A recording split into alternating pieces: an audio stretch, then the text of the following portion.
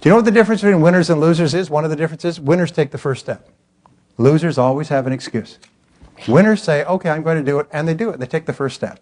That doesn't mean they jump off a cliff. It just means they take the first step. And if you take the first step, the second step will appear, and the third step will appear. It's almost like those lights that light up as you walk along. Well, what happens is that if you take the first step, every subsequent step will appear. And surprise, surprise, you'll turn around a week, a month, a year, or some years later, look back, and you'll have accomplished extraordinary things. And people say, well, you're sure lucky. You're sure lucky. It wasn't luck at all. I worked at it and worked at it and worked at it. So it's really important. So, and with regard to achievement, one of the things that I'm adamant about is every person, as I said this morning, has to commit to being in the top 10% of their field. If you don't want to be in the top 10% of your field, if you don't care enough to be in the top 10% of your field, what that tells you is that you're in the wrong field and that you're in great danger of wasting your life. Because the greatest regrets that people have is they turn around when they're 40 or 50 and say, I don't know why I stayed in that job for 20 years. I hated it from the time I got in it.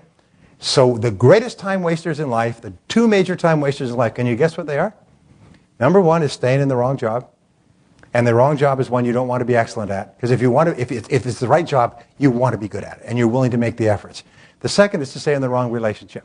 Staying in the wrong relationship for years and years. Because at the end of the day, it's all gone. Everything you invested is gone. Oh, you've had a couple of experiences. Great. It's like being run over by a car. You've had some experiences. But what happens is you spend all that time, at the end you got nothing. You start over. So it's really important that you look at the great time wasters.